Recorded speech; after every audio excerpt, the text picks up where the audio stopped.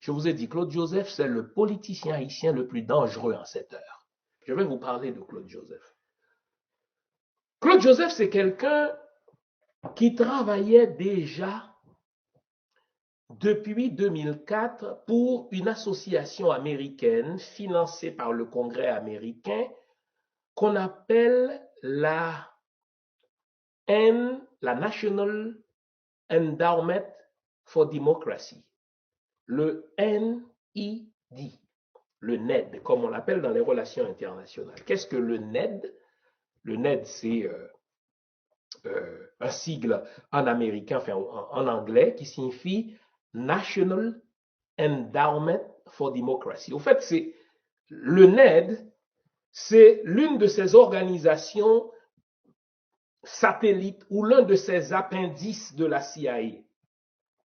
Par exemple, si vous étudiez en relations internationales, si vous vous y connaissez un tout petit peu dans les organisations satellites de la CIA, quand on vous parle du NED, vous pensez aussi au NDI, vous pensez aussi au CFR, vous pensez aussi au BCIU, vous pensez aussi au IRI, mais limitons-nous pour l'instant au NED, le National Endowment for Democracy. Au fait, c'est une organisation qui a été fondée en 84 sous Ronald Reagan, financée à coups de millions par le Congrès américain. Le but du NED, c'est de soutenir les pays en voie de démocratie, de soutenir leurs efforts pour la démocratie. Ça, c'est la mission officielle.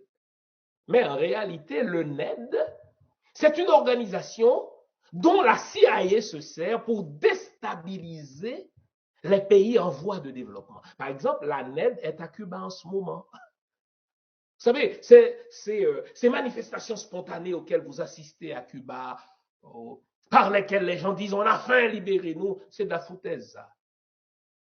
Les gens sont manipulés par la NED. Ce qu'on sait en matière de sociologie, ce qu'on sait en matière de communication politique, quand vous voyez des gens sortir spontanément comme ça pour réclamer quelque chose, sachez que ces gens-là sont travaillés par un petit groupe depuis des mois, par les médias, etc.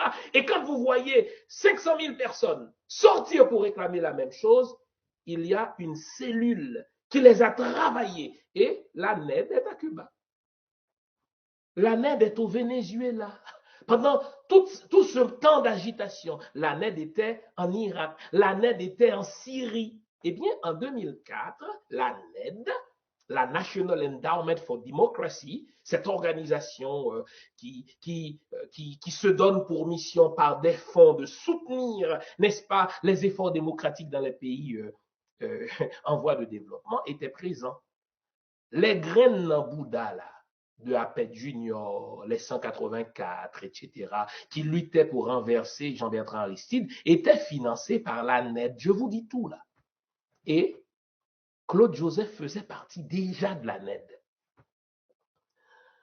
Dans la foulée du renversement de Jean-Bertrand Aristide, Claude Joseph a reçu une bourse pour aller étudier aux États-Unis. Et là, il a fait un doctorat en politique publique. Il a même enseigné la politique publique, n'est-ce pas, à New York, aux États-Unis. Il est bon élève. On le fait rentrer en Haïti et on le place au sein du gouvernement de Jovenel Moïse. Et c'est lui, Claude Joseph, qui transmettait les informations sensibles à l'ambassade américaine. C'est pas pour rien qu'il fut chancelier, ça veut dire ministre des Affaires étrangères d'Haïti. Ça veut dire c'est lui qui contrôlait les représentations diplomatiques d'Haïti à l'étranger. Et puisqu'il était ministre des Affaires étrangères, il était le vis-à-vis. Il était le vis-à-vis des diplomates. On a obligé Jovenel Moïse à le nommer Premier ministre par intérim. Et vous notez que à l'assassinat de Jovenel Moïse, ce Claude Joseph était Premier ministre. le jour même, sans émotion aucune. Je vous aide à comprendre quelque chose. Lorsqu'on a assassiné Neti, Claude Joseph a éclaté en sanglots. He was maybe acting. Il jouait une pièce de théâtre. En tout cas, il était en sanglots. Bon. Je ne vous dis pas les rumeurs. Je ne suis pas là pour salir la réputation de qui que ce soit. Je vous dis ce qui est vrai. Je ne vous parle pas de rumeurs. Il éclatait en sanglots. On a des explications, mais que je ne vais pas vous livrer là. À l'assassinat de son patron, le mari d'une femme avec laquelle il prétend avoir des rapports étroits, sans émotion aucune, tout ce qu'il a dit, tout est sous contrôle. Dès le lendemain, la communauté internationale, les véritables patrons de Claude Joseph,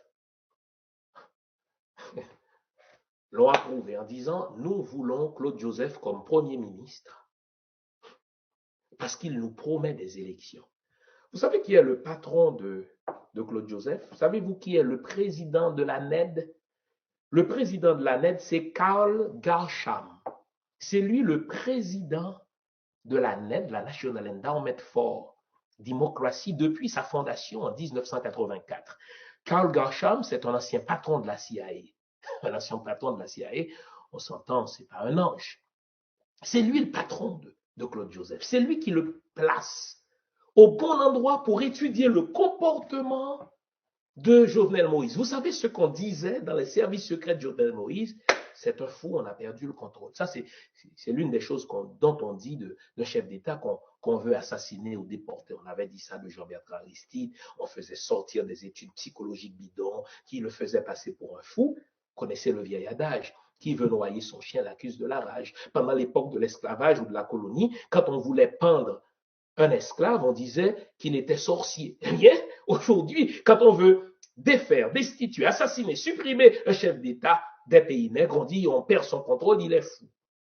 Mais Karl Garcham a placé Claude Joseph au sein du gouvernement de Jovenel Moïse pour transmettre les informations sensibles. Et c'est pas pour rien, les amis, avez-vous déjà vu ça?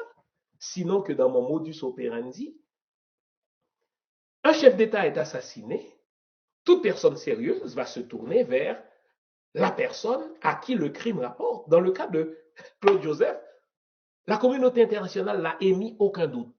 On a tout de suite, 24 heures plus tard, donné son appui presque unanime aux Nations Unies. Le département d'État a donné son appui à Claude Joseph. Vous vous souvenez du modus operandi? On assassine un président récalcitrant, on le remplace tout de suite par un proche. Le proche peut être son fils, sa femme, le numéro 2 du parti ou son ancien premier ministre. Et troisièmement, c'est ce qu'ils vont faire en Haïti, ils organisent des élections bidons pour légitimer le coup. Ils ont tout de suite donné leur appui à Claude Joseph.